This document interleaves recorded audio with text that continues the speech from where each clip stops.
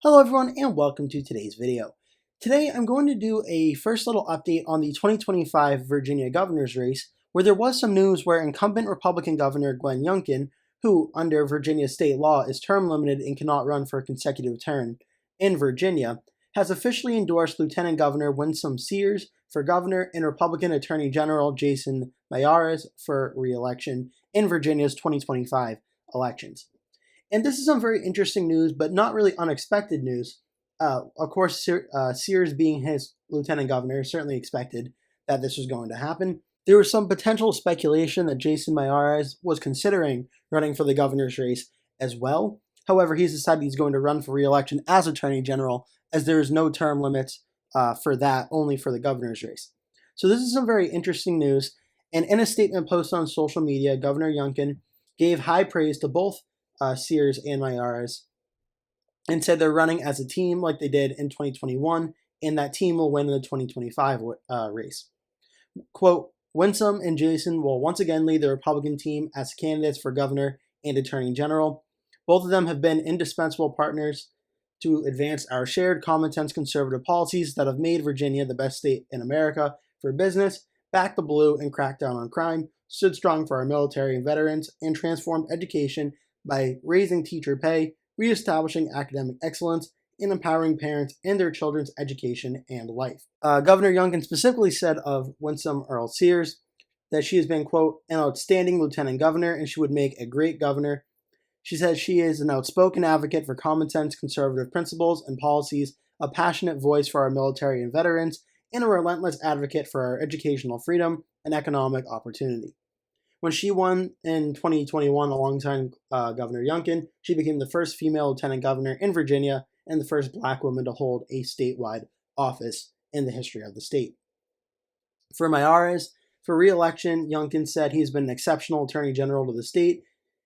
He said that Earl Sears vigorously defends the laws of the Commonwealth and that he, quote, stands with the law enforcement every single day. There could be no better team to carry on the success for Virginians for the next 4 years, Youngkin said in his endorsement of the two. So this is some very, very interesting news and an early look we have now at the 2025 Virginia governor's race, where right now it's looking like the election will be held on November 4th, which will be the Tuesday in obviously 2025 in November, first Tuesday of the month, and that will be about a little under a year, about a week under a year from today, or a little over 2 weeks under a year from today. And right now it's looking like, barring a late primary challenge from someone else, that Winsome Sears, the lieutenant governor, essentially had the field cleared for her and she will be the Republican nominee. Facing off on the Democratic side would be Representative of Virginia's 7th District, Abigail Spanberger. This is going to be a very, very fascinating election because there is a lot of historical significance in the Virginia governor's election. And especially considering electorally, Winsome Sears and Abigail Spanberger, in terms of candidate quality, are two very strong candidates.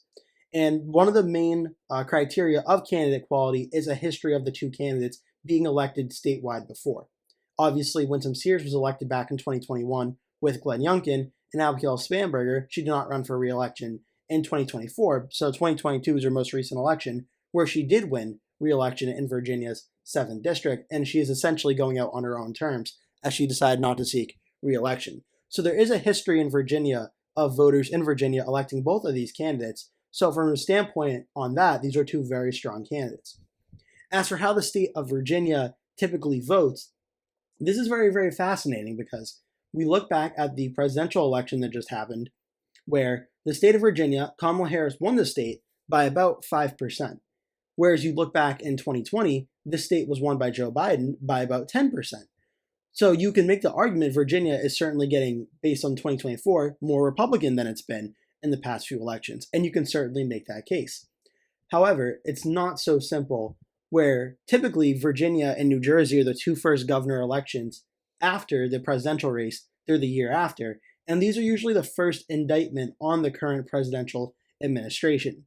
So I'm going to look right now. In 2021, Joe Biden got elected president in 2020, and the state of Virginia ended up voting for Glenn Youngkin by 1.9%. A very, very close win. The poll showed a very close race leading up to Election Day, and in the final few days, Youngkin started to pull ahead. And this was kind of like a first referendum on the Democratic incumbent party, the party that was in power, which was the Democrats. New Jersey also was a 3.2% win for the Democrat in New Jersey, typically a very blue state. Of course, 2024, we didn't see that this time, but still.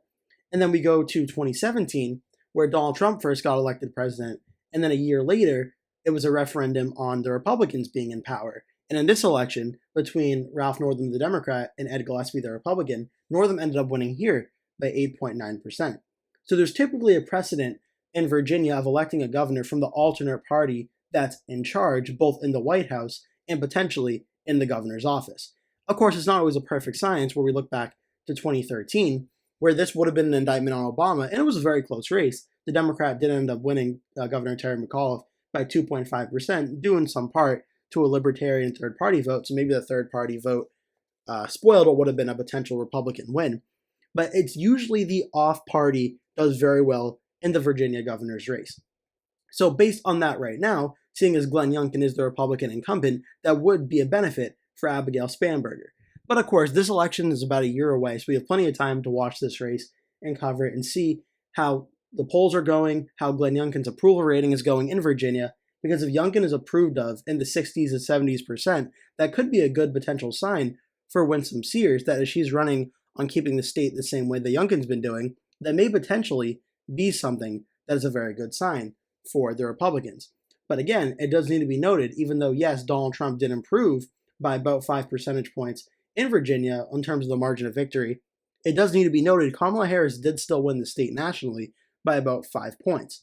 So even though the state has trended Republican, there is still, the last time the state went for either party, it was still a Democratic win. And typically, given the national environment being the opposite of the party that's in the White House, that would suggest a narrow advantage for the Democrat, being Abigail Spanberger, in this situation.